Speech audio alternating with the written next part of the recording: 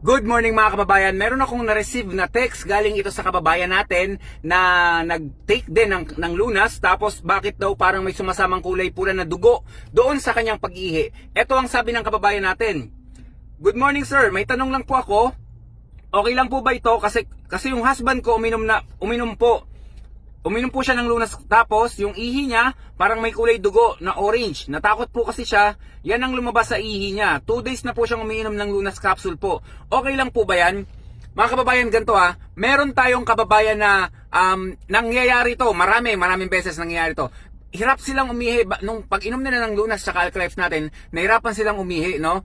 Tapos, pasensya na kayo dun sa background natin kasi nagse-set up sila dun sa likod. Yon, nahirapan daw umihi. Pag-ihi nila, may dugo.